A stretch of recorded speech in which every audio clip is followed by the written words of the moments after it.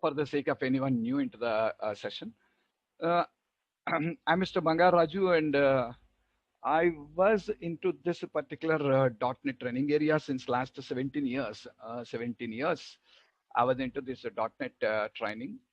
I started up my career in 2004, 2003 teaching .NET, 2003 teaching .NET.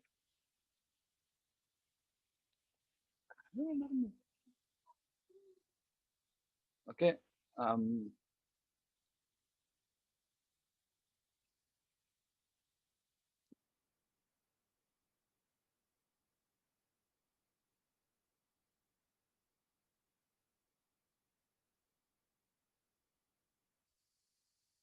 no, this is mainly for Java, not for Java students. This is .NET. Yeah.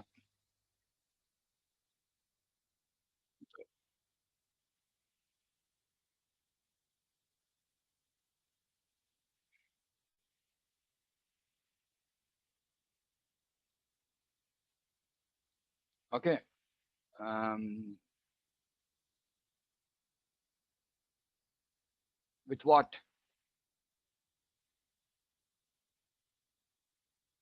Blazor. Blazor is for building applications that run on anywhere. Yeah. Let me tell you. Okay. We'll just talk about it in detail first. Yes, guys. This is all about how. It's something about myself. Yeah. Many of my old students till now, I have taught more than 75,000 people in .NET, C Sharp, ASP.NET, or various other technologies. More than 75,000 people I just taught in .NET. Okay, guys. We are going to learn about progressive web applications here. Our discussion is all about progressive web applications. Okay. So what are progressive web applications and what is the use of these progressive web applications? See, before going to talk about the progressive web applications with Blazor, first, let me give you an idea what is Blazor. First, let me give you an idea what is Blazor. Actually, Blazor is a very modern technology from Microsoft for building up the web applications. So if I say it is a modern technology for building web applications, you'll have a doubt here, sir. Already we have ASP.NET, we have ASP.NET Core. Then what is this about this particular Blazor is? Blazor is completely a different framework for building the applications. So one of the great thing about this particular Blazor is Blazor applications will run directly on the client side. Directly on the client side, they can run directly on the client side without a server-side interaction. They can run directly on the client side without a server-side interaction. Generally, web applications require server-side interactions. Web application requires server-side interactions.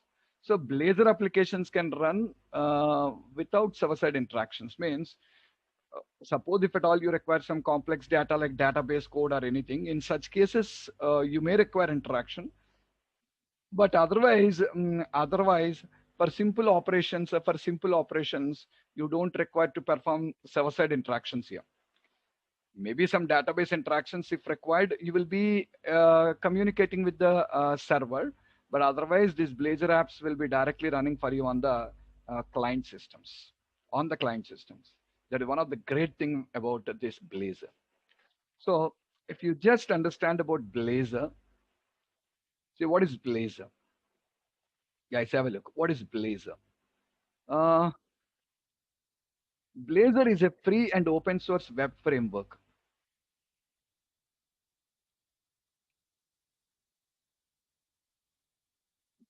Blazor is a free open source web framework that enables developers to build interactive client-side web UI. Interactive client-side web UI with .NET. That is to create. Create web apps using C Sharp and HTML. Creating web apps by using C Sharp and HTML. What is that? See, guys, when you're writing the client-side code, if you have knowledge on the web application development, for writing client-side code, for writing client-side logic, what we use JavaScript or JavaScript frameworks. We'll be using JavaScript or JavaScript frameworks like Angular, Vue, React. And for server-side coding, you will be using C Sharp. If it is Java, you'll be using Java. Like this, you'll be just using up different languages. So client side, you'll be using JavaScripts or the JavaScript frameworks. And on the server side, you'll be using up C Sharp. Okay. If you're a .NET developer, and Java, if you're a Java developer, and Python, if you're a Python developer.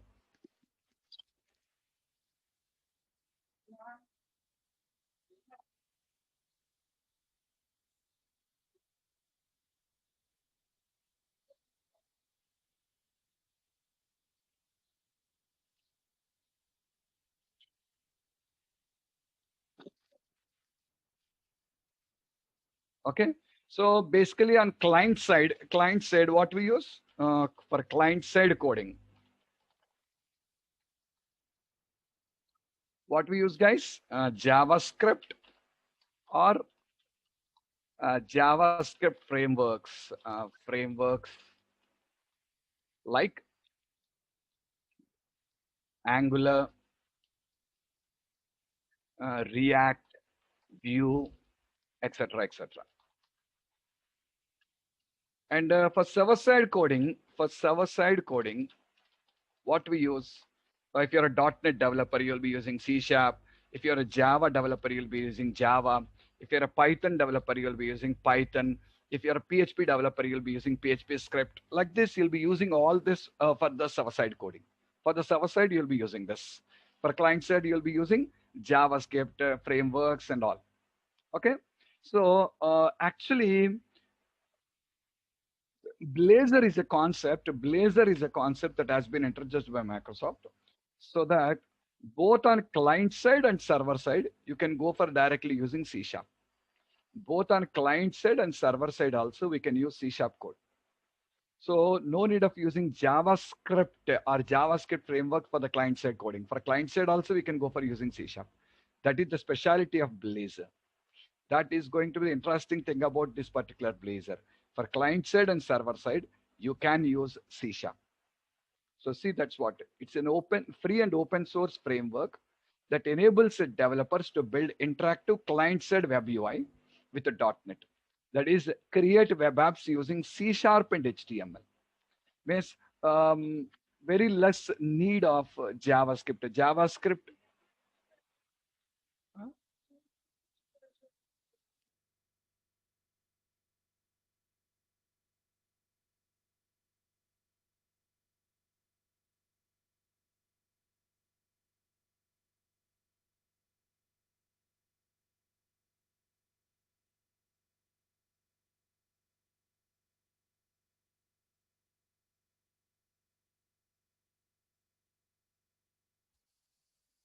Okay.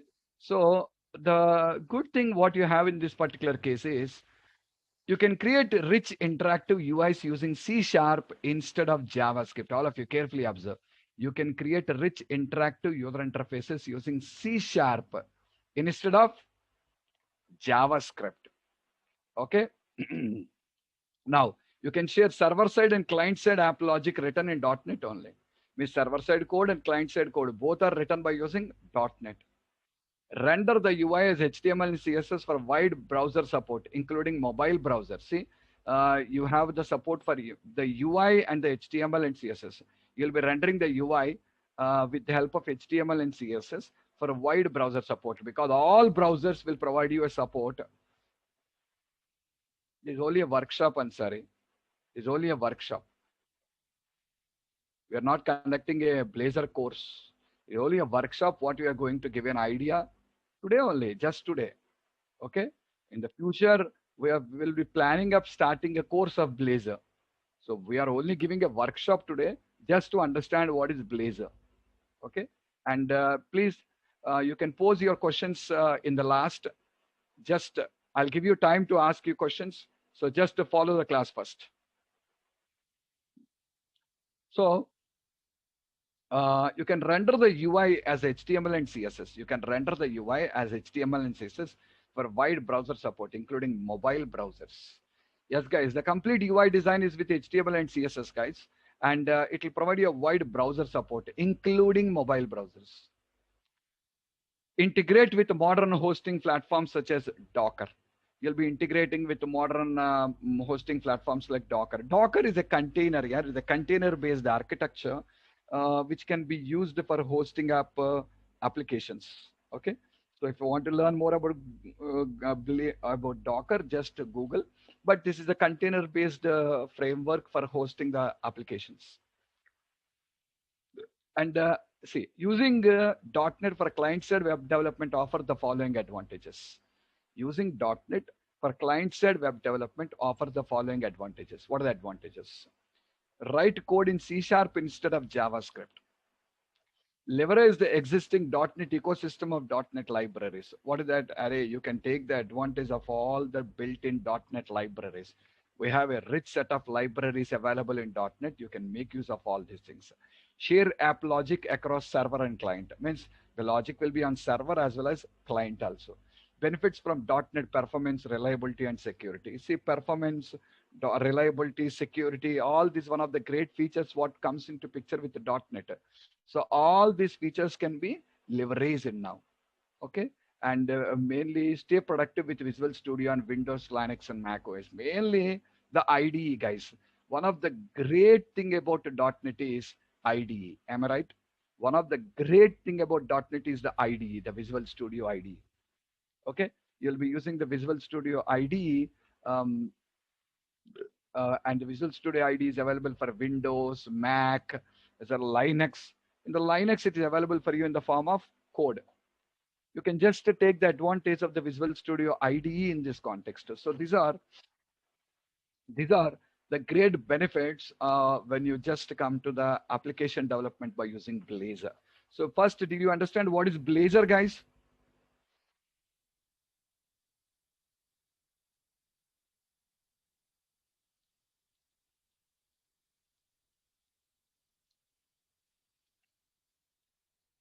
So you can build up client-side code also by using, you can write your client-side code also by using C#. That's one of the great things. Okay, you can stay with your .NET environment and you can just build up your applications much more easier and faster.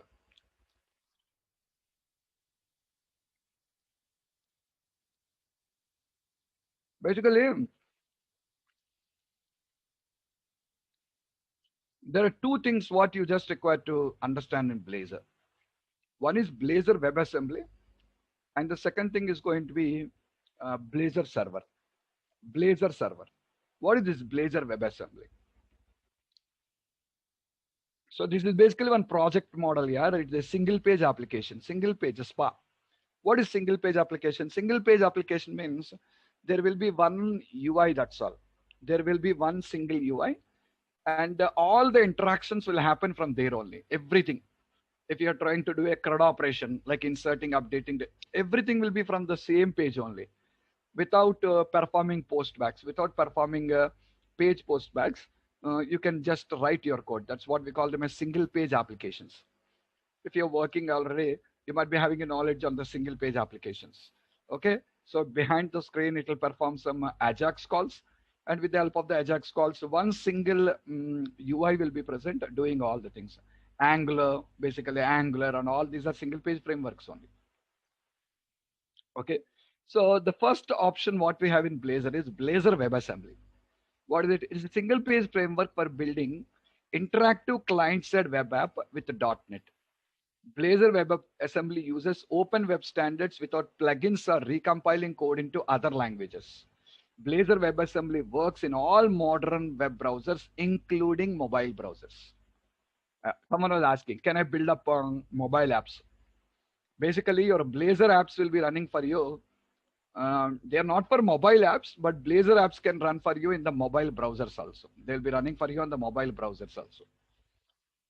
So that is the very important thing about the browser. Okay.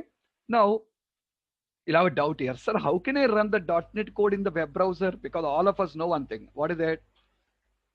If at all you wanted to run a .NET application on a computer, if at all you want to run a .NET application on a computer, all of us know that we require to install a .NET runtime.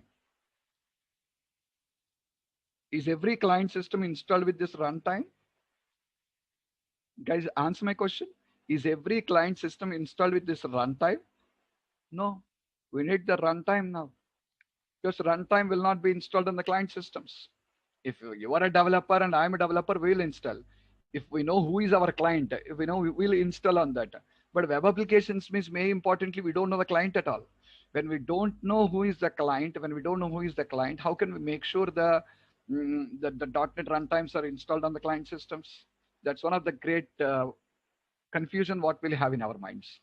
Big confusion, not big confusions what we'll have in our minds. Okay. See, running .NET code inside web browser is made possible by WebAssembly. Running .NET code inside web browsers is made possible by WebAssembly, abbreviated WASM. WebAssembly is a compact bytecode format optimized for fast download and maximum execution speed. WebAssembly is an open web standard and supported in web browsers without plugins. It's an open web standard and supported without any plugins. Just a second. WebAssembly code can access the full functionality of the browser via JavaScript, called JavaScript interoperability, often shortened to JavaScript interop or JS interop. .NET code executed by a WebAssembly in the browser's run in the browser's JavaScript sandbox without the protection that the sandbox provides against malicious actions on the client machines. Actually, guys, what it says is, what it's just going to say you is, you can run the .NET code inside the web browser. You can run the .NET code inside the web browser with the help of a concept called as WebAssembly, abbreviated as WASM. Okay, and this WebAssembly is basically a bytecode format optimized for fast download and maximum execution speed. And this WebAssembly is an open web standard and supported in web browsers without plugins. Without the plugins, it is going to be supported for you. So basically, these WebAssemblies can run on any browsers. These WebAssemblies can run on any browsers. But the big question in our mind is, what about the .NET runtime? What about the .NET runtime? I'll answer that question. Okay, just a minute. See, your WebAssembly code can access the full functionalities of the browser via JavaScript called JavaScript interoperability. There is a concept called as JavaScript interoperability.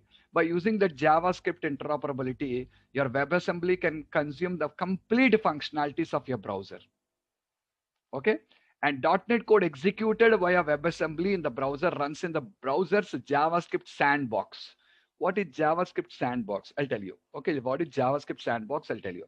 With the protection that the sandbox provides against malicious actions on the client machine. Okay, now the big question in our mind will be, what is JavaScript sandbox? See, JavaScript sandbox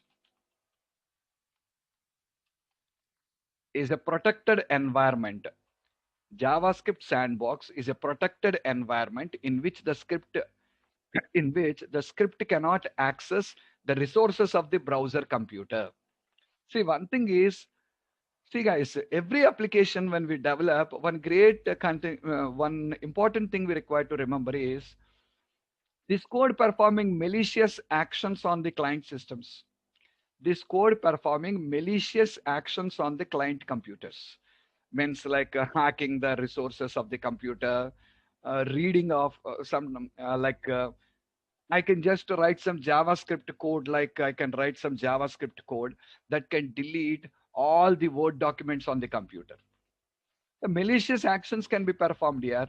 To overcome this, there is a concept called as a JavaScript sandbox. And the JavaScript sandbox is a protected environment in which the JavaScript code cannot access the resources of the browser computer. The JavaScript code cannot access the resources of the browser computer. Means it will provide you the security for you. It is going to provide you the security for you, and that's one of the great thing about this particular JavaScript sandbox. So our web assemblies also will be running inside of the JavaScript sandbox only. So it is completely protected code. Okay. um, which doesn't have any malicious actions on the client without performing any malicious actions on the client machines. It's completely a protected code which doesn't perform any malicious actions on the client computers. Okay. See, if you understand about a Blazor, if you understand about a Blazor WebAssembly, what happens is when you try to call a Blazor WebAssembly, when you try to call a Blazor WebAssembly, see, it is going to download three things for you on the client computer, guys. It is going to download you three things with the client computer. What are the three things? One is the Razor components. What are Razor components? The Razor components are nothing but the pages. The Razor components are nothing but the pages. The pages are here, we call them as Razor components. The pages here, no, we don't call them as web pages or something. We call them as Razor components. Second thing, the .NET. The required .NET runtime and everything is going to be downloaded onto the client browser, guys. It is a question we are raising now. How can the .NET applications execute on the client system without a runtime? Okay, all the required components, all the required libraries and runtimes will be downloaded onto the client computer. They'll be downloaded. And third one is the WebAssembly. Third one, all these three are going to be downloaded onto the client computer. They will be downloaded into the client computer and they will be interacting with the browser's DOM and executes the code on the client computers. So you don't require to worry about, how my .NET applications will run on the client computer without the help of the .NET runtime. When you access your application, automatically the required .NET runtime will be downloaded onto the client computer. Okay. And now have a look. When a Blazor assembly app is built and run, all of you carefully observe it. When a Blazor WebAssembly app is built and run, C# code files and Razor files are compiled into .NET assemblies. See, C# code files and Razor files are compiled into .NET assembly. Okay, the assembly and the .NET runtime are downloaded to the browser. Yes, guys, this is the important point what I'm trying to highlight you. The assemblies and the .NET runtime are downloaded to the browser. They are downloaded to the browser. Blazor assembly bootstraps the .NET runtime and configure the runtime to load the assemblies from the app. The Blazor WebAssembly runs using JavaScript interrupt to handle DOM manipulations and browser API calls. So basically, how exactly the execution takes place in the sense? First, your C# code and Razor files, all these things will be converted into .NET assemblies. What are Razor files? Razor files are nothing but the Razor components. I said, here web pages will be called as Razor files or Razor components. We call them as Razor components. They're compiled into what? .NET assemblies.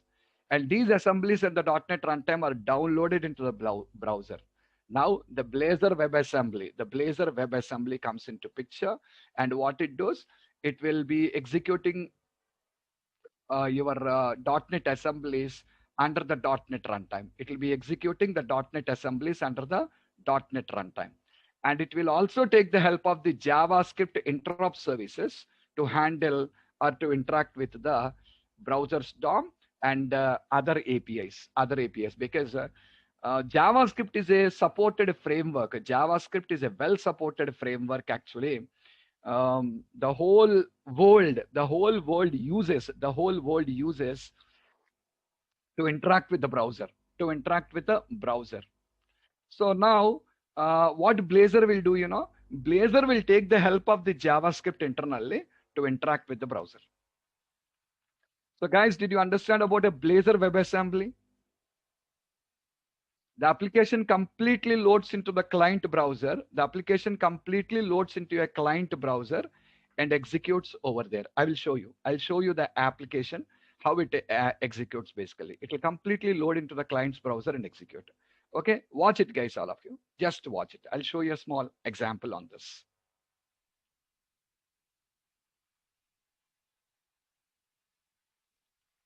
In Visual Studio, I'm creating a new project.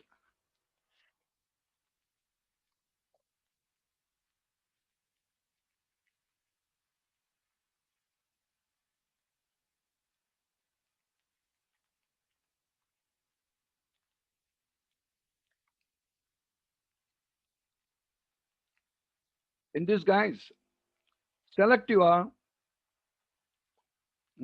language as C Sharp, select your platform as Windows or anything, and here choose web. You'll automatically get a Blazor web app, WebAssembly app, Blazor WebAssembly app, a project template for creating a Blazor app that runs on WebAssembly and is optionally hosted by ASP.NET Core App. The template can be used for web apps with rich dynamic user interface. You can use it for creating a rich dynamic user interface. This is the Razor, I'm sorry. This is the Blazor WebAssembly application.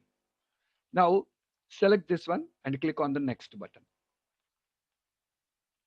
I'm naming it as Blazor Client App. Blazor Client App. I'm storing this in a folder on my computer called as eDrive Workshop. eDrive Workshop is a folder, what I'm saving it. I'll click on the next button. And here it asks you, what it is going to ask you. Yeah, C Sharp code only. It'll be C Sharp code only. Okay. It'll ask you what is the target framework. And mine is the .NET 5, the latest update of your Visual Studio. So guys, update to your latest version of the Visual Studio. That is the 2019. 2019, the current one is 16.10 or something is present. We'll just check it out. Just update it so that you'll be getting the latest .NET 5 runtime. That's the latest version. Okay. And here, yeah, just that will be by default authentication types and all. Ignore it and click on the create button. Click on the create button.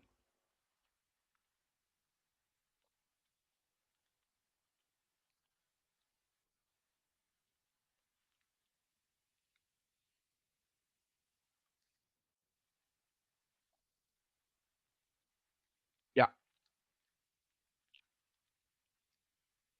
it'll go for creating it. It just installing the dependencies and all. Just a minute. See, when you see an icon like this on the dependencies, it is just still loading and configuring the project. It is still loading and configuring the project. It's just taking time. Let it load and configure the project.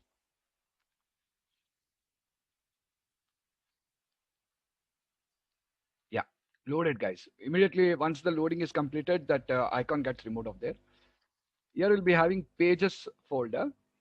And these are all the Razor components. These are all called as Razor components. Nothing here like web pages. In other technology, we call web pages. In ASP.NET, we call web forms. If you worked in MVC, we call it as the .cshtml Razor pages. So here we have Razor components. Here we just call them as Razor components. The extension of the files will be .razor. The extension of the file will be .razor. That is the extension of the file. Okay. In this, there is a something called counter.razor. Let me open this. And if you just observe this one, see, this is the URL. This is the URL of the page here. Your HTTP localhost server name /counter will open this page. Routing, just like routing. And H1, you know H1, you know a paragraph. And the paragraph you're using current count at the rate current count. What is this at the rate current count? I'll tell you. At the rate current count. Now, I have a button using a bootstrap class btn primary. On click is equals to calling a function. Calling a function. Increment count. Click me. I'm calling a function increment count. Okay, click me. And see now, this is your C sharp code. This is your C sharp code. And you write the C sharp code under a block called at the rate code. You'll be writing the C sharp code under a block called as at the rate code. And in that, I just declared a variable private int current count is equals to 0. And in the increment count, I'm incrementing the value. In the increment count, I'm incrementing the value. And this current count is what get printed. Now tell me, whenever I click on the button, what will happen? Whenever I click on the count, what will happen?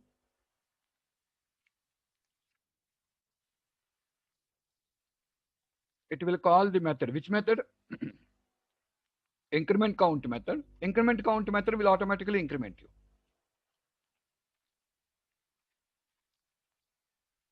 Okay. The increment count will automatically increment the count to you.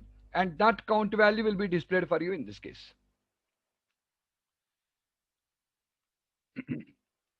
Okay. That count will be incremented for you at this particular place. What is design page again? It's only the page here. This is our page. Okay. And mainly,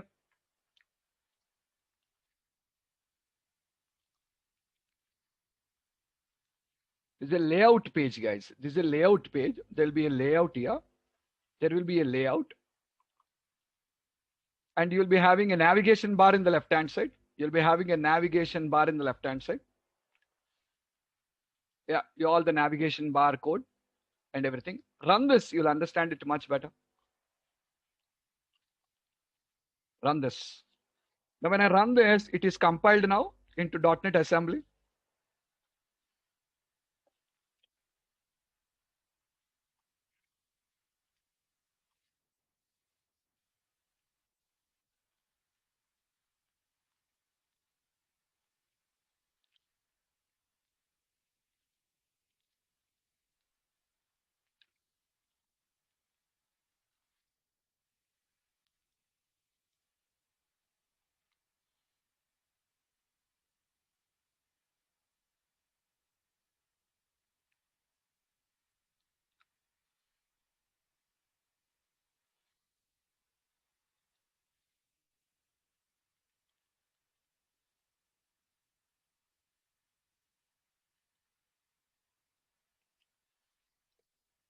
Mhm. Just a minute, guys.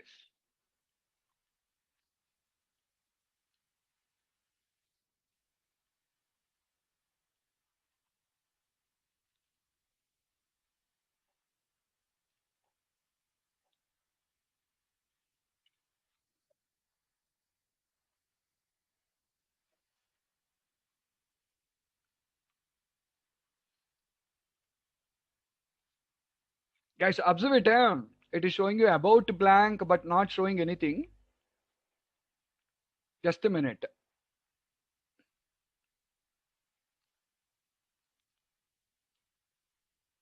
It will be in the background. It will be loading. In the background, guys, it will be loading.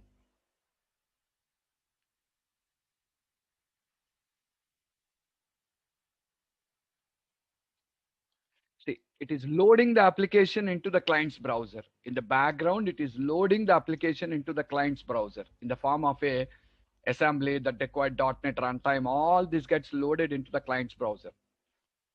Loaded. This is loaded. This is the layout page. Basically, this is the layout page. What is coming into picture? Yeah, required download. It will download you the required runtime and all the things. But once it downloads, it will cache it. Next time you don't require to downloads and all. First time, the drawback with these applications is initial load time is going to be taking more time. Initial load time will take more time. That's a drawback with this. Fine. And now this is a layout, guys. This is basically a layout, the main layout. And the main layout, we have a sidebar. In this, a navigation bar was there. Okay. So navigation bar is going to be there. And you see, and on the top, you have a div showing about page. There's an about here. And below that, you have a body. Below that, you have the body. This is the body.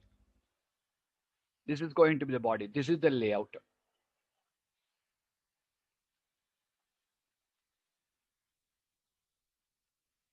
Okay. And now, yeah, this is the main layout of the appropriate pages. So now, in the navigation bar, in the left navigation bar, You observe it, what is present in the left navigation bar, home counter fetch data. Home counter fetch data. See there, home counter fetch data. All these hyperlinks are placed there. All the hyperlinks are going to be placed in that location now. So when we click on them, automatically the appropriate pages are going to be launched.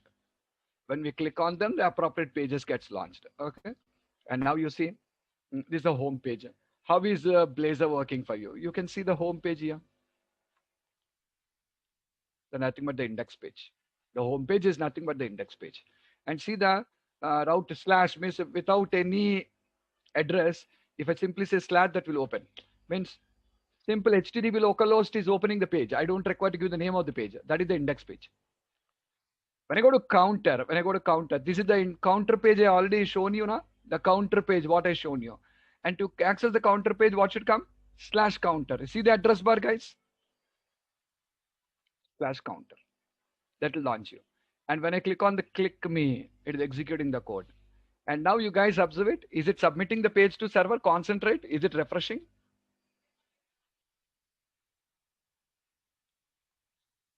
It's not submitting the page to server. It is not submitting the page to server actually. Okay, it's incrementing the logic. And is our application running under the IS? Is our application running under the IS Express now? Okay, guys, observe it. Can you see the IS Express in the status tray here? Can you see the IS Express in the status tray? I'm right clicking on this. I am right clicking on this and I'll say exit. I'll say exit. So is IS running?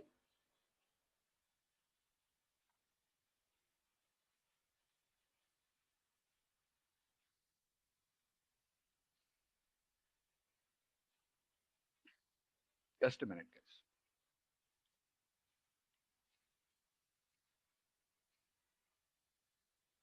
Okay.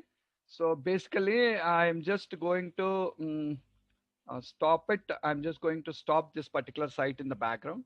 I'm going to stop this site in the background. I stopped off the site in the background. And even if I stop at the site in the background, can you watch it? The client code is running for you. That's what I said to you. It will download everything and executes on the client side here. It will download everything and executes on the client side. It doesn't have server interactions now. It will download everything and executes for you on the client side. On the client side, the code. I stopped the site. Even though I stopped the site there, my code is executing in the browser. Are you clear? This is the specialty of the Blazor WebAssembly or the WASM. Okay. So there's a very means upcoming concept in the industry right now from Microsoft, and they're expecting in the future, they're going to build up all the applications by using this Blazor WASM only. Understood about Blazor WebAssembly now?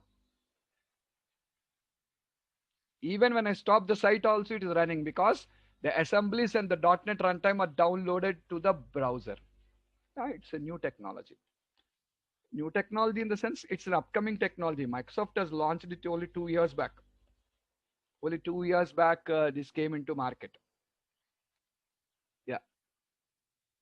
It is just some upcoming technology.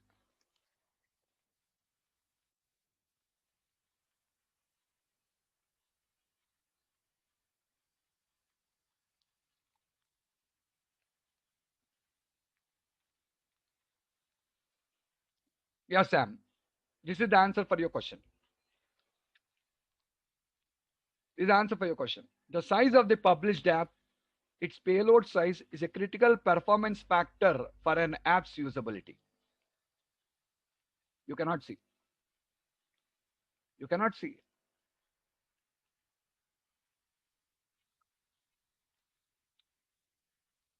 Array, will you show your logic to others, Vikas? Sorry, Mohammed.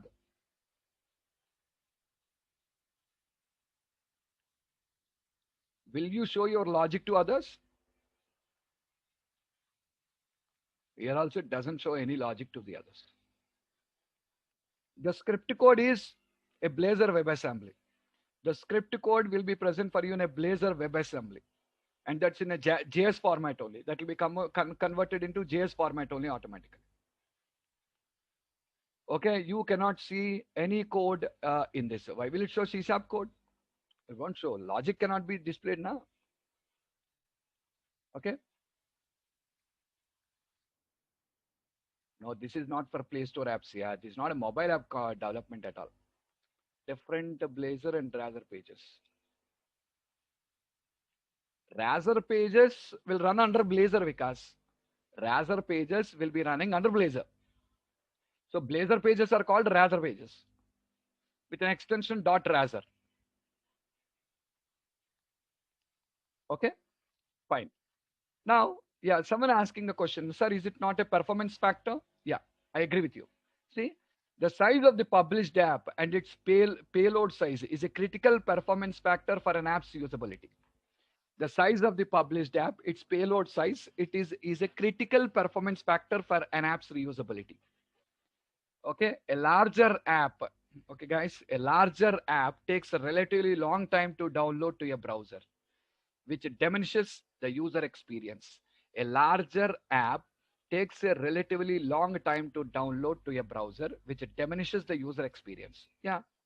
Blazor WebAssembly optimizes payload size to reduce download times. Blazor WebAssembly optimizes payload size to reduce download times. How?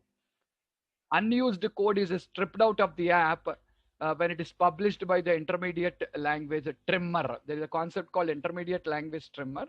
Unnecessary code will be stripped out of the assembly. It will be stripped out of the app. Next, HTTP responses are compressed. HTTP responses are going to be compressed off, and then the runtime and assembly are cached in the browser. Means the first time when you try to run this application, it will cache you the runtime and the required assemblies into the browser, guys, to give you a good experience. And I'm only telling you what I'm telling you. First time when the app is going to load, it will take more time. Did I say that or not? First time when you run the app, it will be taking more time. Why? It has to download on the client system. But once it downloads, the runtimes and assemblies will be cached off in the browser. Okay, and it will be using a it will be using a IL trimmer to remove unused code and unwanted code, all these particular things, and compressing of the responses. It will try to maximize the performance. Okay, first time it will be a little bit slow, but once loaded, afterwards it will perform good. Once loaded, afterwards it is going to perform good. Okay, so this is the first thing under Blazor. This is the first important thing under the Blazor. So what is that? Blazor WebAssembly. We have one more thing called as Blazor server, guys. We have one more thing called as Blazor server. What is Blazor server? See, the Blazor server, mm, basically, this is like our traditional client server environment. This is like our traditional client server environment. What is it? Interacting with the server for every operation. Interacting with the server for every operation. Did you understand me, guys? It is like our traditional client server environment interacting with the server for every operation. So the code executes on the server only. The code executes on the server only. See, it decouples components rendering logic from how UI updates are applied. Blazor server provides support for hosting Razor components on the server in the ASP.NET Core app. UI updates are handled over the SignalR connection. The runtime stays on the server and handles. So basically, you don't require to download the runtime on the client computer. You don't require to. It's not for web application. This is not for mobiles. Yeah, this is not for mobile. These are for web apps that can run on the mobile, not for building web mobile application. Xamarin is mainly into developing the mobile applications. So here we are not talking about mobile app development. These are web apps only, but capable to run on the mobile browser. But these are not mobile apps. Understood, Kumar? Okay. Xamarin is different. Xamarin is for building mobile apps. That's a different concept. See, mainly, am I going to teach you the course or not? Put it as secondary. My intention of putting this particular workshop is to understand the latest technologies and trends in the market, what is coming into .NET. As a .NET developer, you just require to know na, what is coming in the market, what is upcoming. So just to give you an idea, guys, my intention is to give you an idea.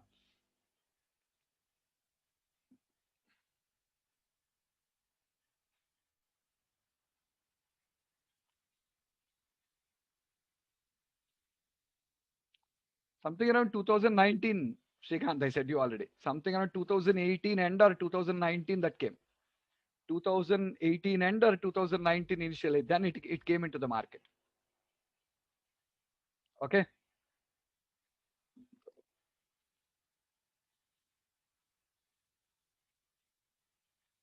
Why you're comparing with PHP or Django? Ankit, why you're comparing with PHP or Django?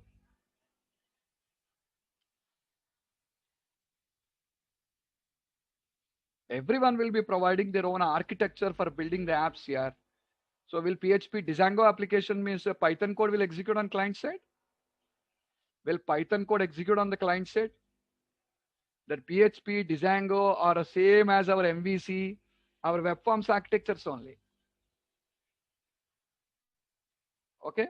MVC will be outdated in the future means not sure here. MVC won't be outdated because MVC is one great architecture that is used in the industry for building a complex web applications.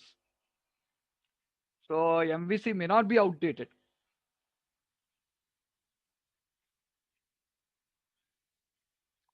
If no data update on if no data update on server, then go for Blazor WebAssembly.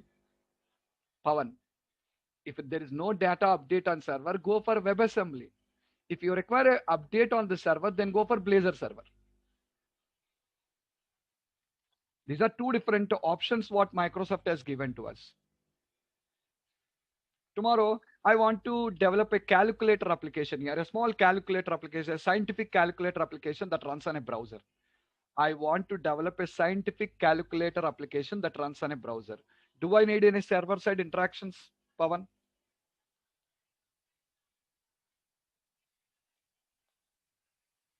Directly go with a WebAssembly. Go with a WebAssembly. You can build a client-side application directly by using that. No need any server-side interactions. Go with a WebAssembly. Okay. That WebAssembly can be also directly put on the client computer. You put on the client computer with the option called as progressive web app. That's what our main concept is. You can also put it on the client computer, the progressive web app. Client can click on it and open it also. Okay, that's what I'm going to tell you.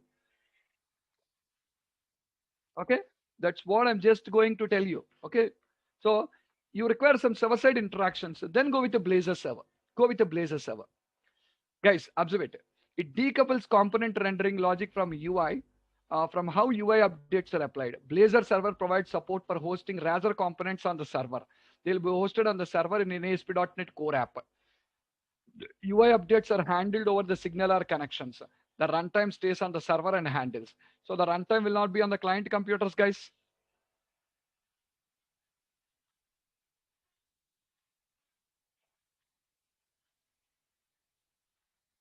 All those are common. State managements and all those are common here.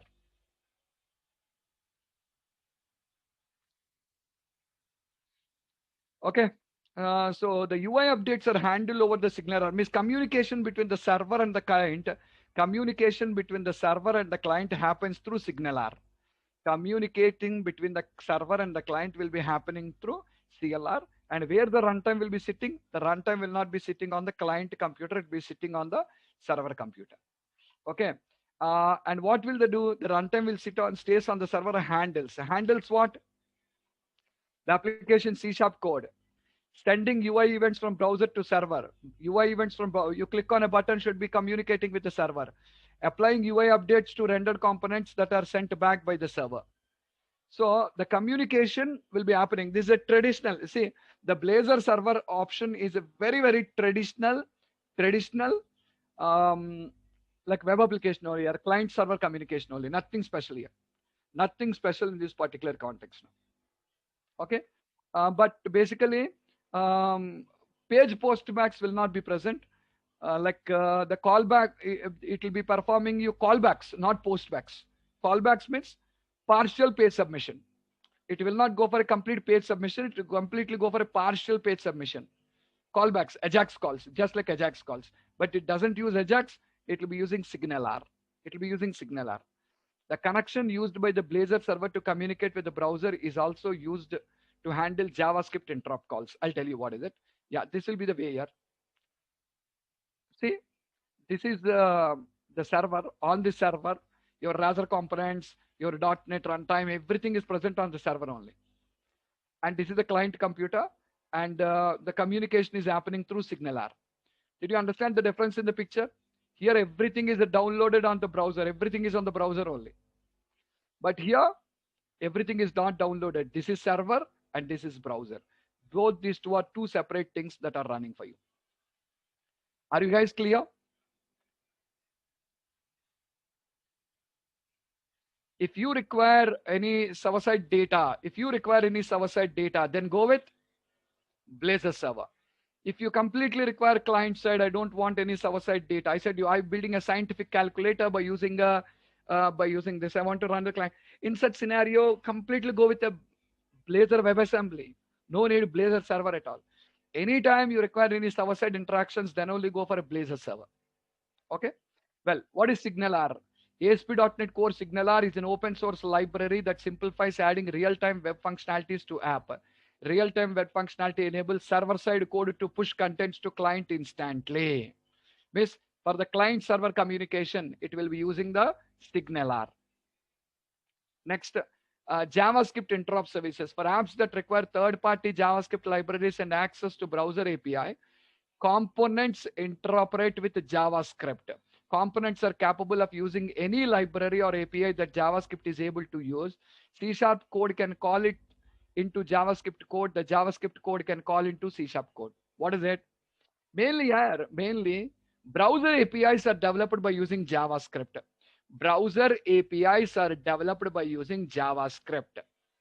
If you are already into web development, you might be having an idea about it. Browser APIs are always developed by using JavaScript only. Okay. So what happens in our applications is by using a concept called as a JavaScript interrupt, C# will communicate with the JavaScript, as well as the JavaScript can also communicate with the C#. Both these can communicate with each other. So C# can directly consume the JavaScript APIs. And in the same way, JavaScript can also call C# APIs. Did you understand what is JavaScript interrupt?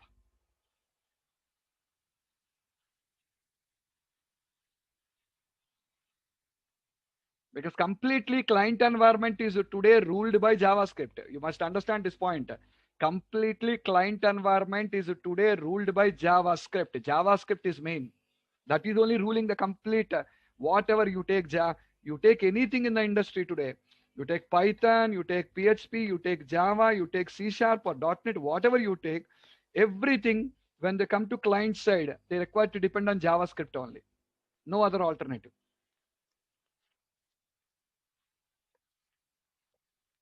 So all the APIs are developed in JavaScript only. So if at all you want to consume them, it uses a concept called interrupt services, and C# will communicate with the JavaScript API, and JavaScript API can communicate with C# also. Components. And I said you, our pages are basically called as components here. We call them as components. You can see Blazor apps are based on components. A component in Blazor is an element of UI, such as a page. Pages are called components. Dialogues or data entry forms. Components in .NET C# classes. Components are .NET C# classes built into .NET assemblies that defines flexible UI rendering logic, handle the user events, can be nested and reused, can be shared and distributed as Razor class libraries or NuGet packages. These components basically here are the pages, guys, and these pages will be interacting with the server. These pages will be interacting with the server. See, this is a simple component. This is a simple component what I was just showing you. Already I shown you this code, remember? A page. See, the component class is usually written in the form of Razor markup pager with a .razor file extension. .razor file extension. Components in Blazor are formally referred as Razor components. Razor is a syntax for combining HTML markup with C# code designed for developer productivity.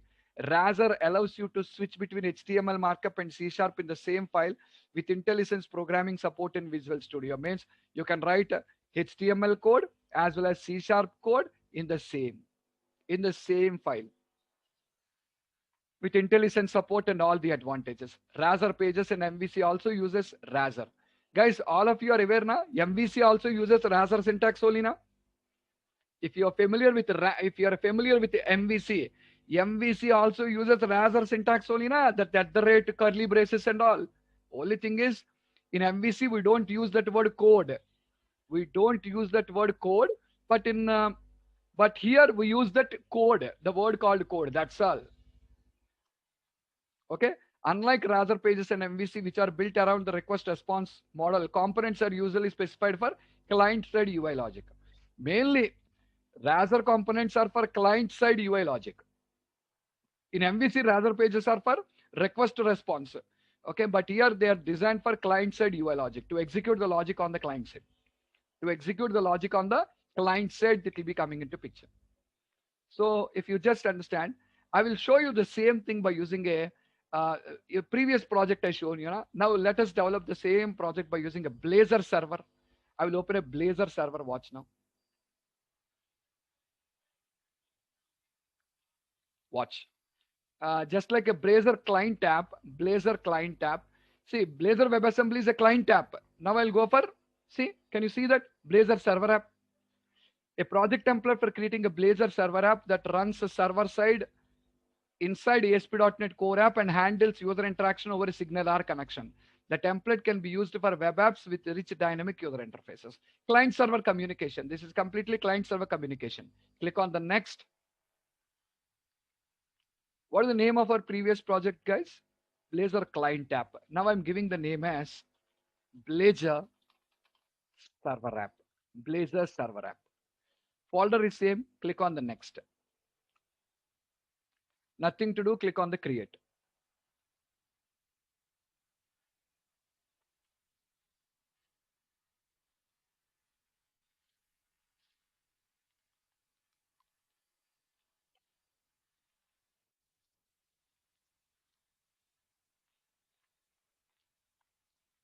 Here also you'll be having these pages and all the things in common, guys.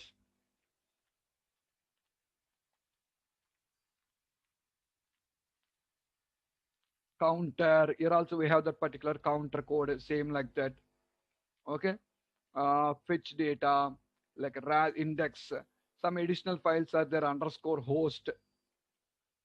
This is for interacting between client and servers and all. So like this, some additional pages are there. But run.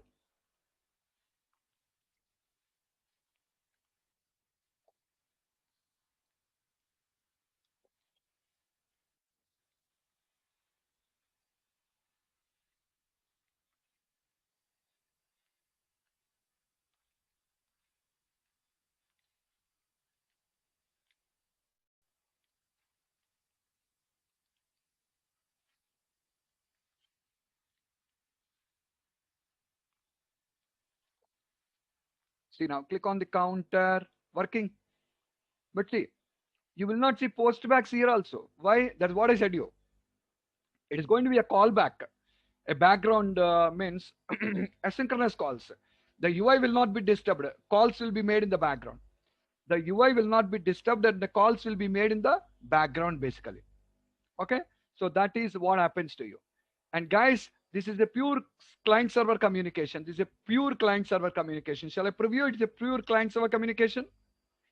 And very importantly, watch it. It is not taking that much time what your client app is taking. Have you noticed? Did it take that much time what a client app is taking? Watch it again. Run. Client tab has taken a lot of time.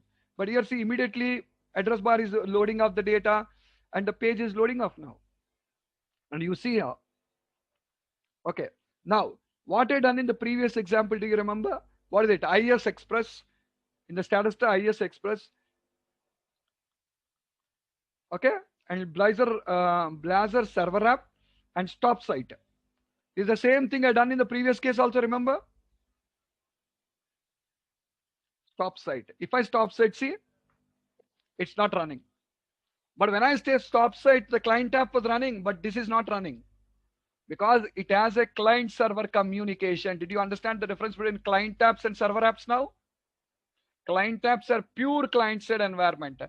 If you don't require, if you feel that I don't require any server code, just go with a client app, Blazor, WebAssembly, okay? And you can just run your code completely on the client systems now. I hope you guys are clear. But server apps completely rely upon the server. They rely upon the server. Okay. Well, actually, Blazor came into picture somewhere around 2018, 2019, guys. 2018, 2019 only that came into picture. But later in 2020, in Blazor, they added a new functionality called as a progressive web applications. Progressive web application. What is a progressive web application? Progressive web applications in the sense, these applications basically can run for you on your computers without a browser, without the browser window. Without a browser window, you can run the application. Means it will have its own app window. Okay, I'll tell you. Just watch it.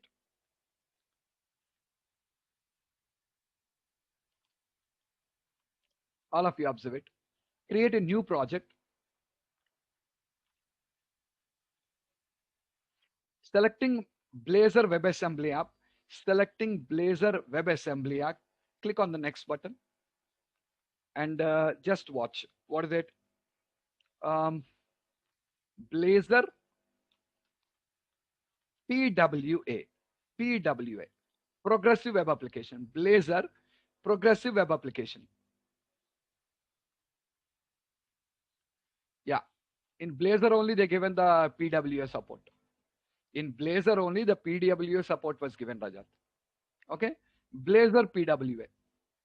Now, same how your opening is just going to be in the same way. Click on the next button.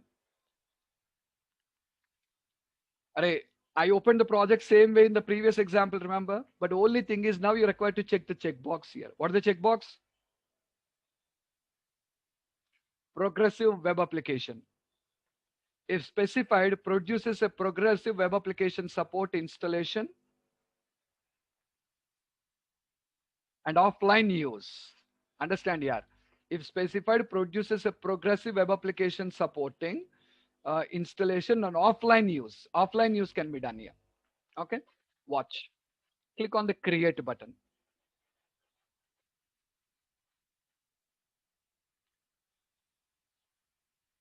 What is this progressive web application? You'll understand. Just hold on. When you select this progressive web page, web application, observe guys, basically in the this is our normal Blazor client application, guys. This is our normal Blazor client application. What I opened first today. In this, you'll be finding a folder called www.root. And in here, you'll be finding some files, favicon.ico, index.html like this. And to make your application progressive, I'll show you what is progressive. Just hold on. You'll be having some additional files here. What are the additional files you have? One icon 512.mpg, manifest.json, serviceworker.js.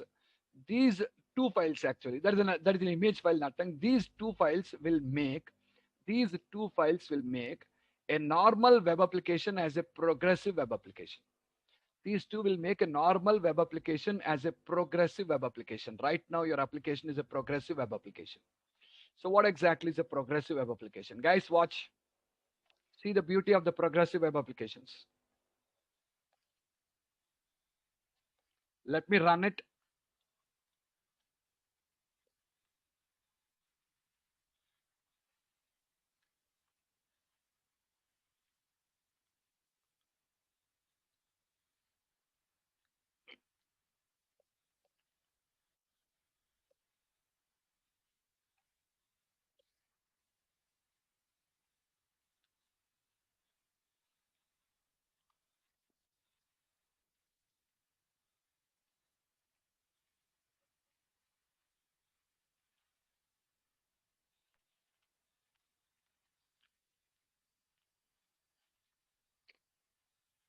Now tell me, this is like a client app or server app? Tell me, guys. Is it like a client app or server app?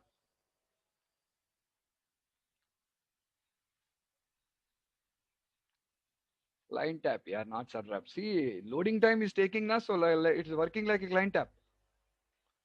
It's taking a loading time. It's client app. Okay, and you see, this is same as our.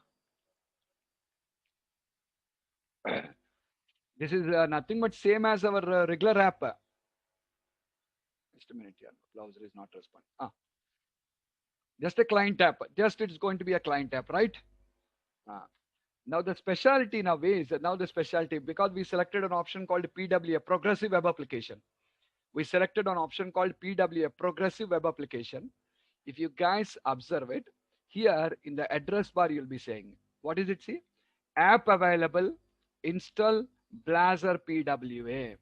App available, install Blazor PWA. Click on that, and it is telling you this site can be installed as an application. Watch it, all of you guys. This site can be installed as an application. It will open in its own window and safely integrate with Windows features. It will be opening in its own window only. So click on the install button. Once you click on the install button, see that the app got closed in the browser window. The app got closed in the browser window and running on its own window. Guys, did you catch my point? See that the browser window was closed off and the app started working on its own window.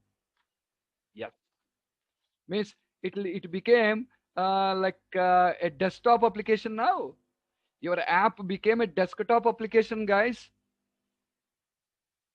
Yeah. Yes. Zoom or Teams app you'll be watching now. Same like that only. Your app became a desktop application. No need to open the browser. No need to open the browser. No need of a browser. See, opening a browser, typing the URL, app is available on the desktop, clicking and opening. Which one do you prefer? Gaurav. Going to your browser, entering the address and opening, or app showing on the on your particular desktop, double click and open. Which one do you prefer? So tomorrow, this app, when I use this PWS, when I use this PWS on the mobile, I can get it on the mobile also. I can get it on the mobile also. Advantage, every company, it will work on mobile also. It will work on mobile also. Every company may not be having an app. Developing an app is a costly effort. Every company may not be having an app. Developing an app may be a costly effort for them. So in that scenarios, they can use this PWA now and simply just putting that app on the client system now. Sorry, mobile now. Did you understand? No need to develop an app here. Without developing an app, you can directly put this on the mobile now. It runs on it runs on its own app window. It runs on its own app window. Let me stop IES, guys. Let me exit from IES. Let me exit from IES. Still my app runs. Are you clear? Still my app runs now.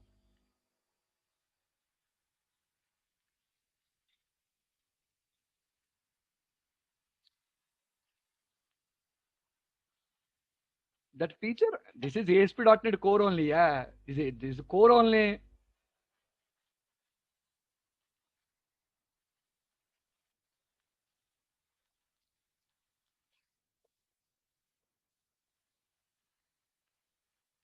Okay. Now, guys, right now, right now, what is the name of the tab? Blazor PWD, right?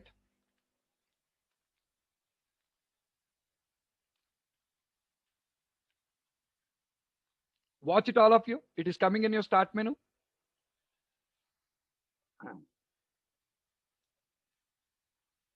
Yeah, this will install. See, coming in start menu. See,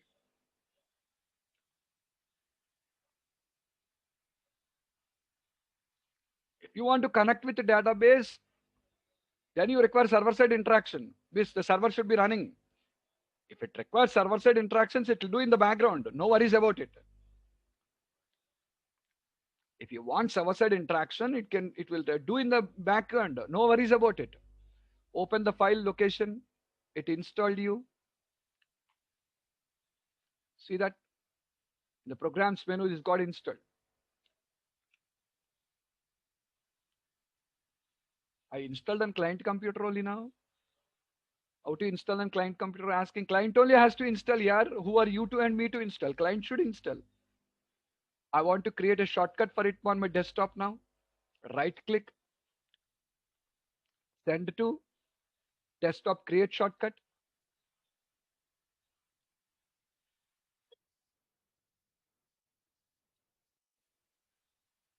Okay.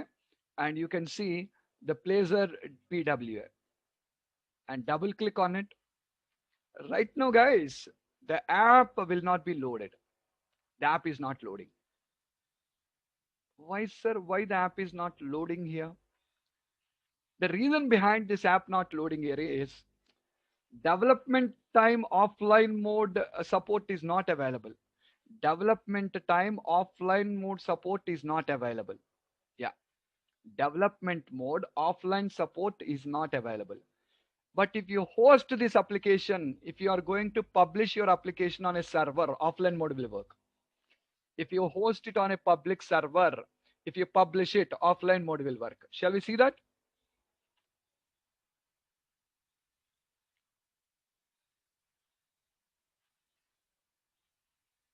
Watch. Let me run. Offline mode won't work. If I try to open also, it will give you error. Yeah, I cannot reach the page. See, guys, I am uninstalling the Blazor PWA. I'm uninstalling the Blazor PWA. It will ask you, shall I clear the data from the Edge browser, everything? Yeah, remove of everything. See, the shortcut is also removed of C. Okay, shortcut also removed of, everything got removed of there. Everything was removed of for you. Now, let me host this application on Microsoft Azure. Let me host it on a public web server, on a public server. I'm hosting on Microsoft Azure. Okay. If you people are aware of hosting on Azure, you will be okay. If you are not aware of hosting on Azure, you will be learning, guys. Most of you are attending MVC classes and ASP.NET. You will be learning over there. So I'm not going to explain you now the steps to host it on Azure. Okay. But just watch the process, understand the things. You will be learning about hosting on Azure and all your MVC classes and ASP.NET classes. Don't worry about that. Watch it, guys. I'm going to host it on Azure now. How? Right click, when I'm going to publish it. Now you also can access the app, guys. I'm hosting on Azure. You also can access the app now from your devices. Azure, click next.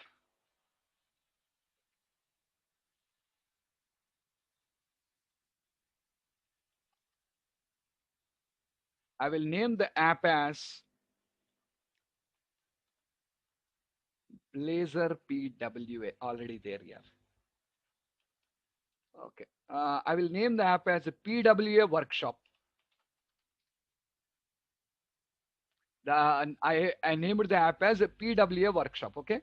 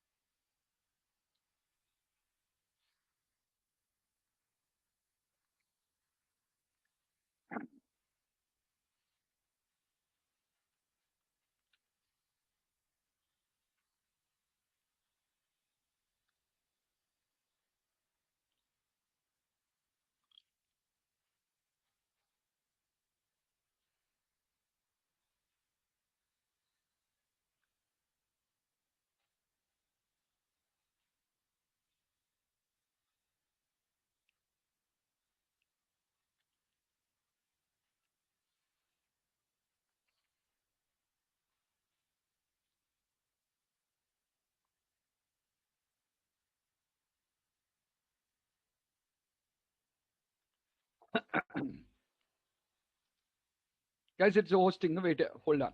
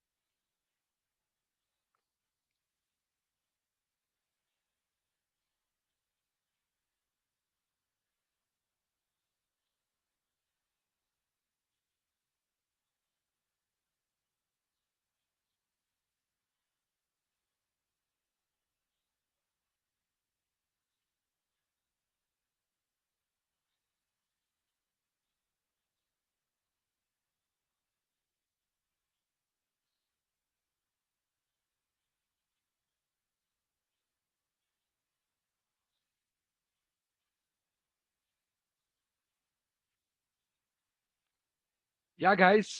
Now all of you can click on this link. Click on this link, guys.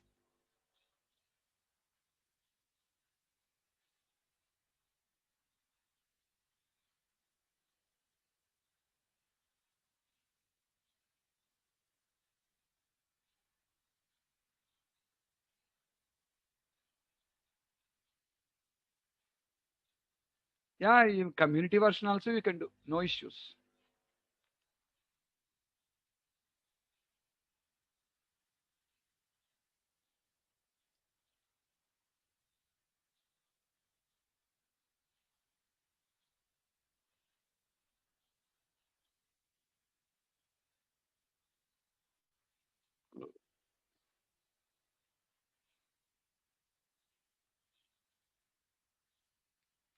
Guys, opening.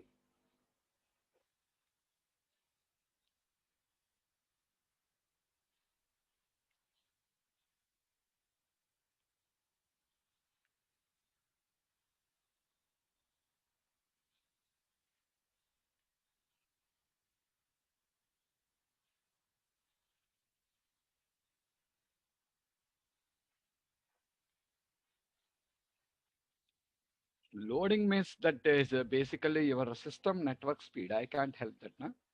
That based on your network speed.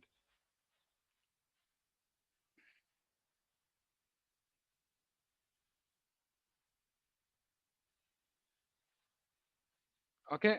Now see here.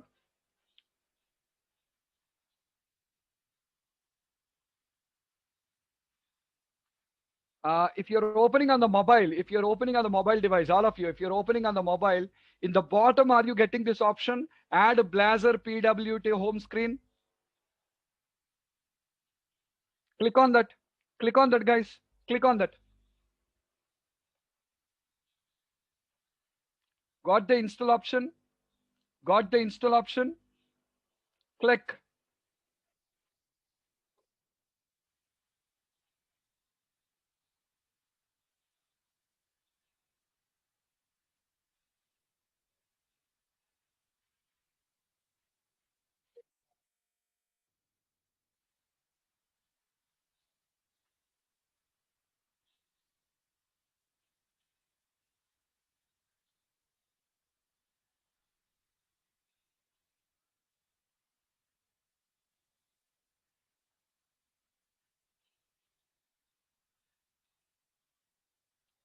Working also, see.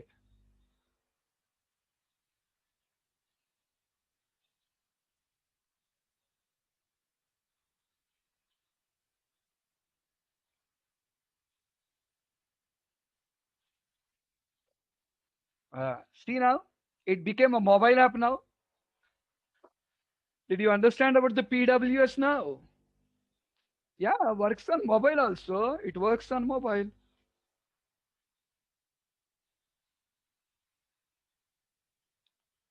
You go to the menu on the top, left hand side top, go to the menu. On the menu, you have home, counter, fetch data. Sorry, right hand side top, the three lines, the menu, click on it. Under that, you have all the options. So home page, counter, fetch data. Is it a mobile now? See that? It's a mobile layout, automatically changing the layout.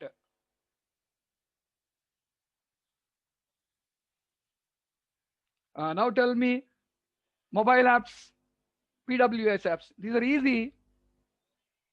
These are much easy now. These are much easy to develop than going with a mobile app now. Drawbacks are also there. I don't say, but I'm just telling you, array, it will become easy. No need to invest much time and money. Without investing much time and money, the applications can be installed off. I hope you guys are clear. Laptop also it works now. It works on laptop, it works on mobile, everywhere it works. You can host it wherever you want. Now, is it when I hosted up there, it was running, see, that's what basically until your apps are published, offline mode will not work. Until your apps are published, offline mode will not work. Are you getting me? You're required to host it, guys. Then only offline mode will work. Then only offline mode has to work. That's all. That is it. That's it. It will convert of itself into it converts of itself and installs in the client system as a app. That is the specialty of PWS here. Compatible means iOS wise, it is not going to be complete full compatible. You can install on iOS also. Do anyone have iOS? Is anyone using iPhone? iPhone, did it install, Pradeep?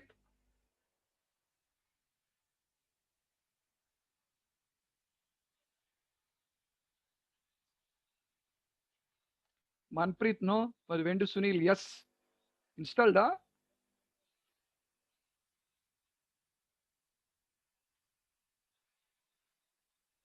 Sunil, did you install on iOS? Sunil, did you install on iPhone? Yeah, it will. It will. Yeah.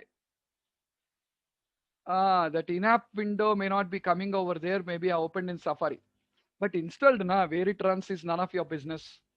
But installed and executing. Yeah, compatibility wise, it's not going to be good compatible with iOS. Some drawbacks are also there. I agree. This concept is like a born baby, guys. Very, with the concept is like new in the market. So because the concept is new in the market, it takes time for compatibility wise, all the things and all. You know that Twitter is PWA. Do you know Twitter is a PWA? Did you see that anytime?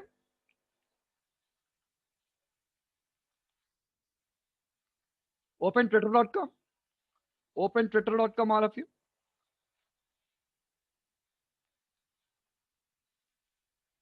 Watch it. You have the option. App available. Install. Twitter is a PWA. Not only Twitter, so many companies today are offering this particular great feature of the PWA. In the future, means may not be having a complete support like a native mobile app, but you can just use it on your systems.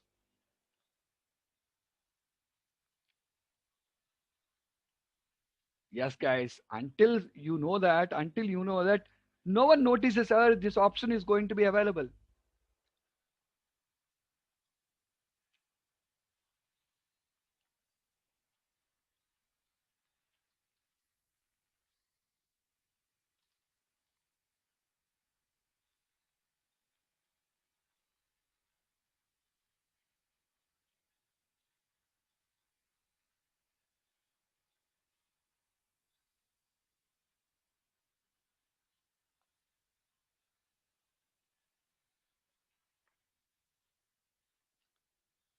Yeah, low budget applications now. No need to put them in the app stores.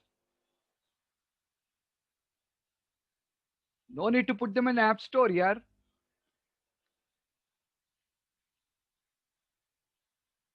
Without putting them in the app store, you can use it. Works are works, but all features may not be compatible. That's what I said to you. That's all. All features may not be compatible, but it works.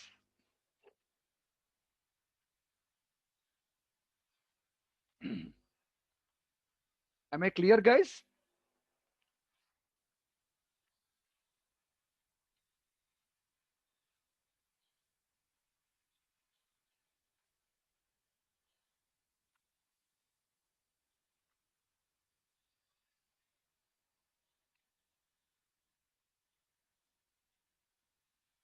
Yeah, yeah. Security wise, it is going to be okay. Okay. So let me just tell you the pros and cons of it also. Just if you understand, a progressive web application is usually a single page application that uses modern browsers APIs and compatibilities to behave like a desktop app. That will be behaving like a desktop app. Great. If it is added, you can open it. That's what. See now, see the beauty. You don't require app store support now. If you want to download and install anything on your iPhones, you require to go to App Store now, na? iStore. iStore. You require to go to iStore, in-app purchase, or a lot of it. Nothing is directly installed up and running on your system. See,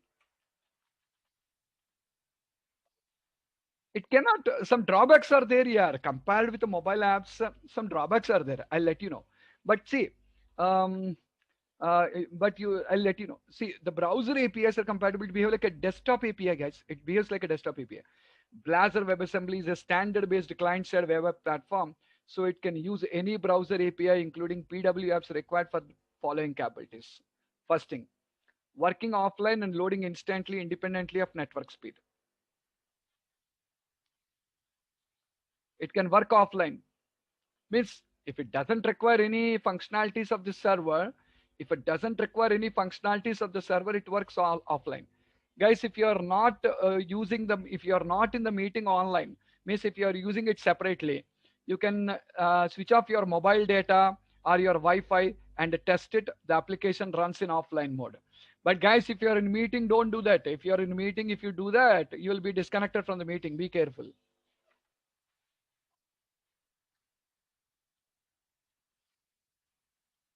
It works. It works. Working offline and loading instantly independent of network speed. Runs in its own app window. Runs in its own app window, not just a browser window. Next, being launched from the host operating system start menu, dock or home screen, anywhere. Or operating system home or start menu, home screen, from anywhere you can do. Receiving push notifications from a background server even while the user is not using the app. What is push notifications? Do you have any idea of push notifications, guys? Do you have idea of push notifications? See, all your apps, basically today you install any app now, these apps will be giving notifications to you in the background. Even though you don't use the app, they will be giving notifications to you. Suppose you installed an a shopping app like Amazon. In the background, it will be giving you notifications like today there is an offer, like that, like that. Notifications will come now. Not about updates here. Updates are different. Automatic updates, that is different. Not about updates I'm talking. You install Amazon. Huh? If you install Amazon, are you not getting messages on your mobile, guys? Like a great Indian sale, These type of messages are you not getting? That is called push notification. Automatic updates also, automatic updating in the background, automatic updating on the background. See, on your mobile, you have an option. What's it? You can update your apps when you connect to the Wi-Fi. Like this, you can set your options now. Automatic updates will be working. That also works here. Everything works here. But mobile resources like Bluetooth, these cannot be accessed. Phone resources like Bluetooth, I cannot access the Bluetooth. I cannot access messages. These things are not possible here. Okay. The word progressive used to describe such apps because the user might first discover and use the app within within the web browser like any other Array, just like you will be finding it in the browser. Later, the user progresses to install it on the OS and enable push notifications. So basically, that's called progressive because we'll be identifying dynamically and downloading and installing. Okay. Now you see regular web apps. In simpler terms, what is a regular web app? In simpler terms, it's a website that is designed to be accessible on all devices such that the content gets fit as per the device screen. It is designed using a web technology stack, HTML, CSS, JavaScript, etc., and operates via browser. Regular web apps, we know every day we develop regular web apps only. They offer various native device features and functionalities. However, it entirely depends on the browser the user is using. In other words, it might be possible that you can access a native device feature on Chrome, but not on Safari or Mozilla Firefox because the browsers are incompatible with the features. What is that native device? What it is trying to tell is native device functionalities cannot be used. Suppose you're working on a Chrome. You're working on Chrome. When you're working on a Chrome, Android features can be accessed. But if you're using a Safari, can I access Android features?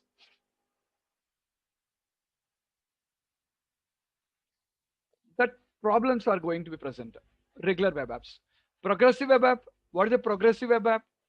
It's a regular web app only with some extra enabled, with some extras enable it to deliver an excellent user experience. It is a perfect blend of desktop and mobile application experience to give both platforms to the end users. It's a perfect blend of desktop and mobile application experience. Okay. See guys, I just given you a lot of advantages and features, native experience, easy of access, faster services, engaging approaches. I just prepared a detailed notes of it. Simple, you can easily understand that thing. So nothing special to talk about them. Lower development cost. You can just go through them in a quick view. Native experience. Though a PW runs on web technologies, HTML, CSS, JavaScript, like a regular web app, it gives user experience like a native mobile app. Yes or not? Is it giving experience of a mobile app or not? Tell me.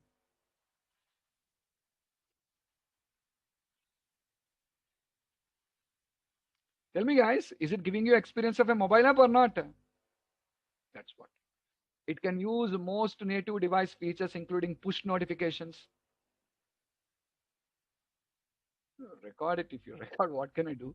It can use most native device, but don't post it on YouTube or anywhere. If you're recording, put it with you. Don't share with others. It can use most native device features, including push notifications, without relying on the browser or any other entity. It offers a seamless and integrated user experience that is quite tough for one to differentiate between the PW and a native application by considering its look and feel. See, basically, no one can differentiate between, you cannot differentiate between a PW and a native mobile app. See, both are looking same on your mobile device now. Both are looking same on your device now.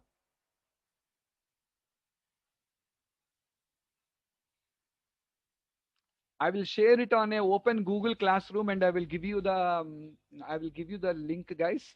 You can just use it.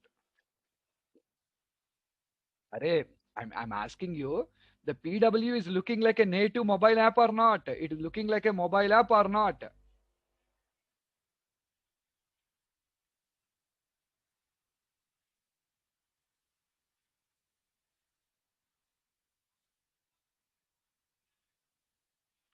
You cannot differentiate between a PW and a native mobile app.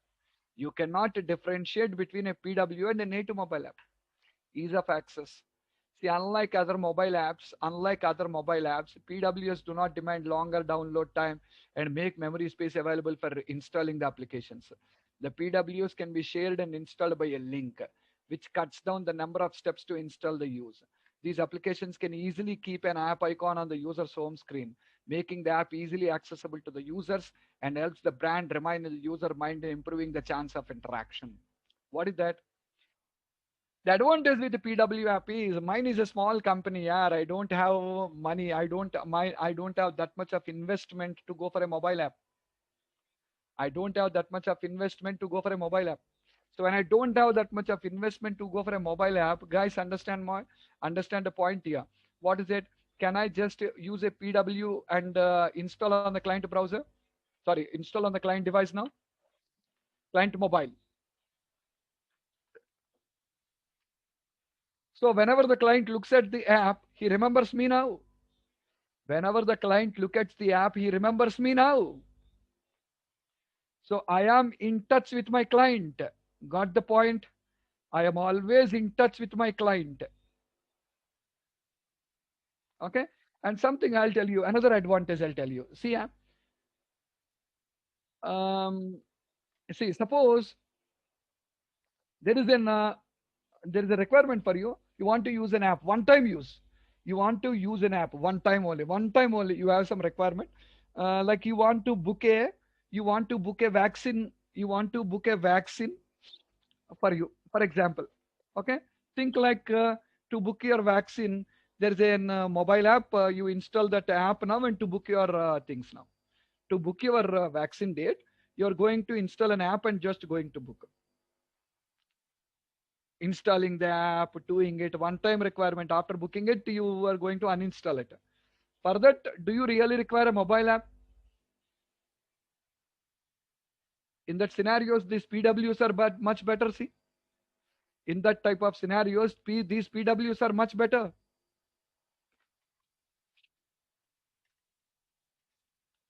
Fast service. There's a faster service. PWS can cache the data and serve the user with text style sheets, images, and all. Caching, they enable caching and provides you faster service. Okay, engaging approach. Push notifications. I can give push notifications and I can be update my customers with my company. So I will keep you hooked with my brand. Means I'm keeping in touch with my brand to you. You don't forget. Every time when I send you push updates, you will not be forgetting me. You can update. Auto updates will work. Discover a PWS reside in web browser, and easy. The search engines can easily discover them. PWs will be in the browser, so search engines can easily identify them. Low development cost. Development cost is very low compared with a mobile application. Okay, see, read this paragraph, all of you. Native mobile apps. The number of mobile customers have been growing steadily. According to Statista, the number of smartphone users world will reach 2.87 billion by 2020. Smartphone users worldwide reached 2.87 billion by 2020. To meet modern customer demands, e-commerce enterprises have to provide a fast, easy, and seamless mobile shopping experience. That is where mobile apps and progressive web apps came in. But which should we choose, a progressive web app or a native app? To find an informed decision, you will first need to know the pros and cons of each approach. To simplify this, here is a guideline about the difference between PW and native apps and how business can benefit from each other. How business can benefit from each other. See, these are the advantages of progressive web apps. Accessibility. Faster, yeah, easy to install on your devices. Autonomous functionality. It can work offline mode. It can work offline mode. That's the advantage. Search engine optimization. Google can easily find out your apps and just list it to the user. Cheap and fast development. Loading speed. Initially, first time only, it will be having an impact. Afterwards, you will not have any impact. User experience. Did you find any difference in experience between a mobile app and a PW app? Did you find any difference in the experience between a mobile app and PW app? Then user experience doesn't affect again. Building cost will be low. Online visibility, yeah, easy. You don't require to go for app stores now. No need app stores, yeah. Automatic browsers only will show you this. SEOs, you can just Google and also you can find them. Okay. You need to understand the disadvantages mainly. What are the disadvantages? Future feature restrictions. Since PWS are only half apps, their functionality is limited. There are some features that PWS cannot use. For instance, PWS have no access to calendars, contacts, browser bookmarks, and alarms. Yes, guys, PWS cannot access them.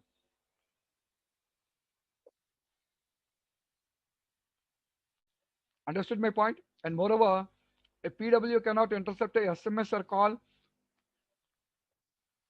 get the user's phone number. It cannot do. Mobile apps can do now. Mobile apps can do or not, but PW apps cannot do. No indoor geolocation. What is that? Bluetooth is not accessible. Bluetooth is not accessible. Limited browser support. PWS are not supported by all web browsers, guys. Progressive web apps are Android centric and they don't operate on Safari fully. They will operate, they will not operate Safari fully. Taking into account that Safari is the leading browser in the US, 51% of the share market, there is a risk of losing a large mobile app audience if you only have a PWA. Miss, they will operate here because I already you confirmed it is operating, it's running. But all features cannot be leveraged here. That's what I'm trying to tell you. All the features cannot be leveraged. That is the great drawback what you have here. No customer data. No access to customer data like contacts, your social profiles, you cannot access them. Customer data is not available to you. And limited iOS support, guys. This is what I'm telling you. Limited iOS support.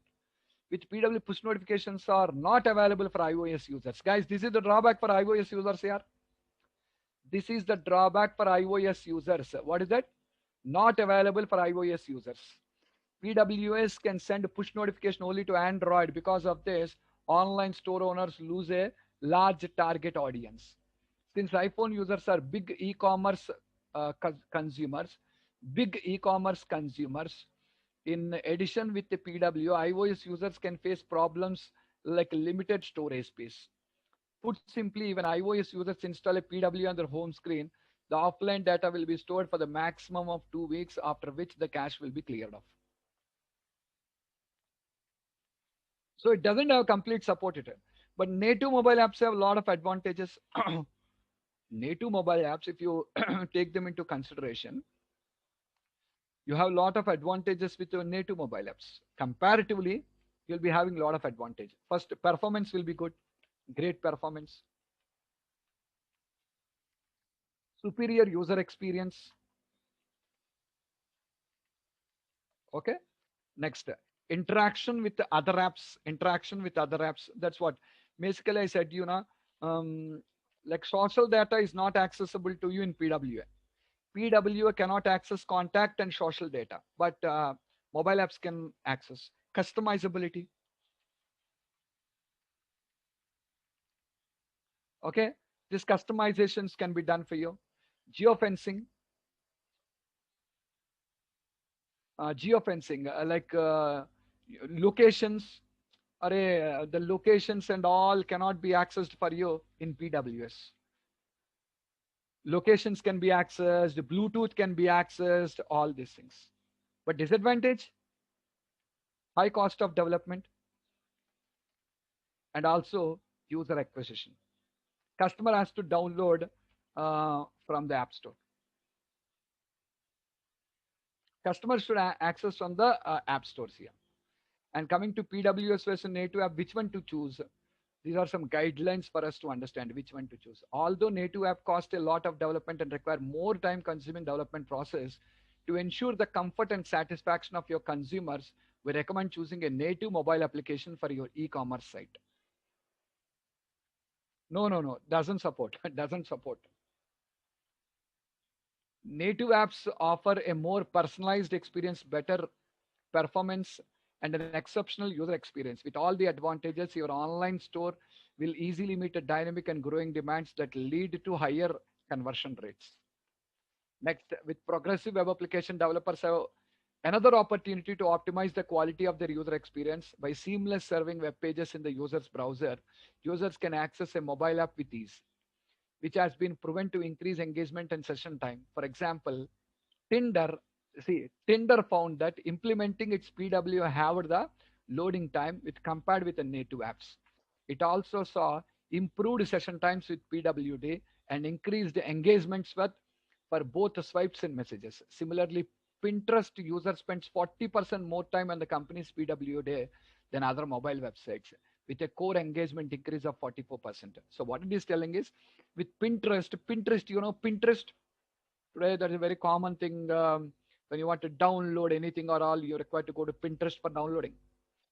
This Pinterest actually, it was telling 40% business got increased for them than mobile sites with PW. Okay. Some developers still opt to build a native app based on advantages that cannot be replicated with a PW. Each developer scenario will be different depending on their app's functions. So it is critical for developers to look at the pros and cons of each app type. This ensures you are spending resources on a solution that will be best serve your user and enhance your app's overall performance. In this guide, you will give an overview on what apps PWS can offer and share the insights you need to choose which app type is best suited. If you want cross-platform, native apps are fine, but PWS are not fine. Offline mode, both will work. Availability on marketplace, no. Mobile friendly design, both will offer. Download and install, no. Push notifications available both. Cost of development is higher and medium here. SEO friendly, no, this is not SEO friendly, but this is SEO friendly. Can be added to home screen, yes. Security wise, this is high, this is medium. Battery consumption, medium and high. PWS will consume more batteries, guys. Okay, loading speed, this is medium, this is high. Loading speed for PW is high. Are you guys clear? I'll do one thing, guys. I'll just do one thing. For you to access this document, I will upload this in a Google Classroom. I will share you the link of it. Just a minute, all of you.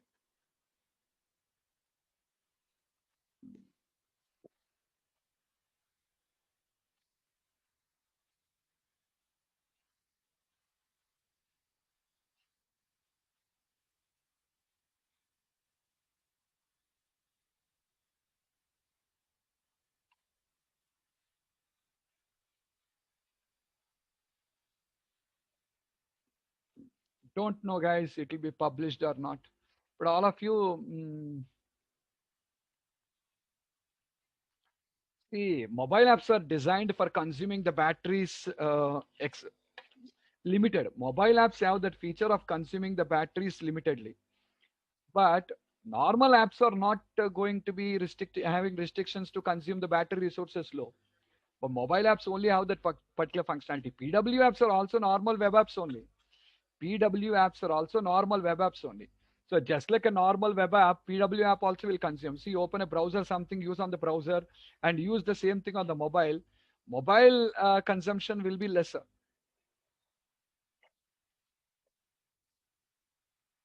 PWS doesn't work there. Yeah, that's what I'm saying. You PWS doesn't work in accessing cameras, like Bluetooths and all this contact details. That won't work.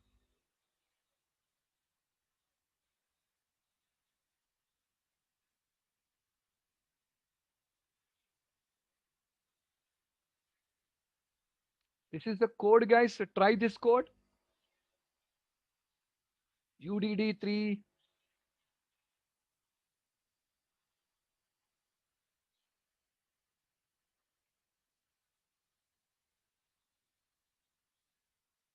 Try this UDD3 WTM.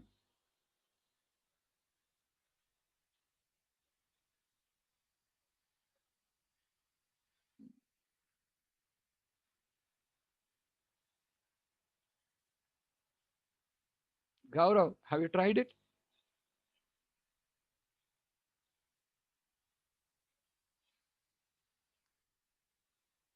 Others, anyone others try this? Anyone others try this, guys?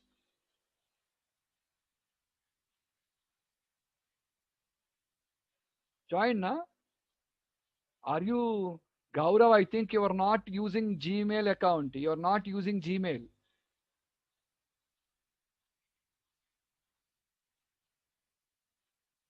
I shared the complete link only.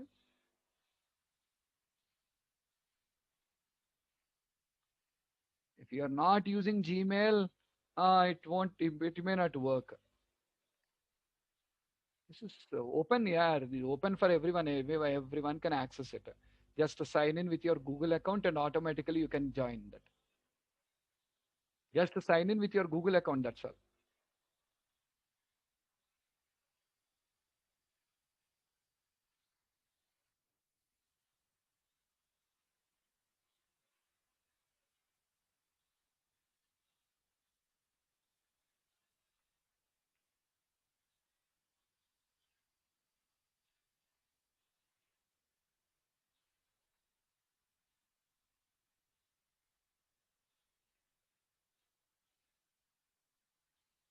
Okay. So, well, I'll post it there, guys. If you go to the class work here, create material,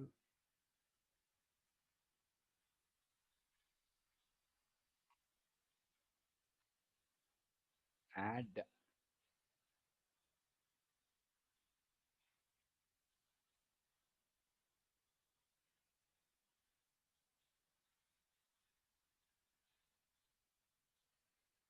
Guys, the document name is blazor.doc. I'm posting it there.